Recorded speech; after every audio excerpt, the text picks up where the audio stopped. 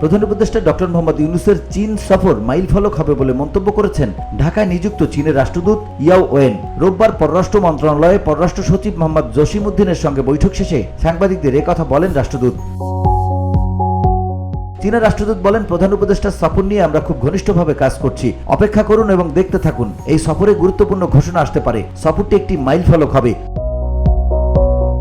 প্রধান উপদেষ্টার সফরের দৃষ্টি থাকবে ভারত যুক্তরাষ্ট্রের। এই বিষয়টি নিয়ে চীনের মন্তব্য জানতে চাইলে ইয়াও ওয়েন বলেন, এই সফরটি খুব ফলদায়ক হবে। বাংলাদেশ চায়নার উপকার বা লাভ কিসে হবে সেটাই আমাদের উদ্দেশ্য। স্থানীয় কূটনীতিকরা বলছেন, সবকিছু ঠিক থাকলে প্রধান উপদেষ্টা 26 থেকে 29 মার্চ চীন সফর করবেন। তিনি 26 মার্চ দুপুরে চীনের উদ্দেশ্যে ঢাকা ছাড়বেন। চীনের হাইনান প্রদেশে অনুষ্ঠেয় বোয়াও ফোরাম ফর এশিয়ার সম্মেলনে যোগ দেবেন ডক্টর মোহাম্মদ ইউনূস। সম্মেলনের উদ্বোধনী প্ল্যানারি সেশনে বক্তব্য দেবেন তিনি। এছাড়া প্রধান উপদেষ্টার চীনের স্টেট কাউন্সিলের এক্সিকিউটিভ ভাইস প্রিমিয়ার দি ঝুজিয়াং এর সঙ্গে বৈঠক হতে পারে।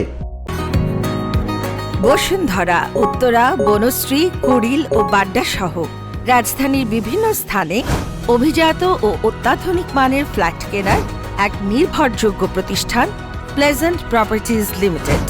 তাই আপনার স্বপ্নের আবাসনের জন্য আজই যোগাযোগ করুন।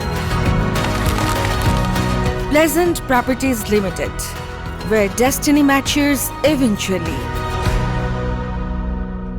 28 মার্চ বেইজিং এর গ্রেট হল অব দ্য পিপলে চীনের প্রেসিডেন্ট শি জিনপিং এর সঙ্গে বৈঠকে বসবেন ডক্টর ইউনূস। একই দিনে হুয়াই কোম্পানির উচ্চ প্রযুক্তি সম্পন্ন এন্টারপ্রাইজ পরিদর্শন করবেন তিনি। 29 মার্চ চীনের বিখ্যাত বিশ্ববিদ্যালয় পিকিং ইউনিভার্সিটি তাকে সম্মানসূচক ডক্টরেট ডিগ্রি প্রদান করবে এবং সেখানে তিনি বক্তব্য রাখবেন। VOD Bangla news desk.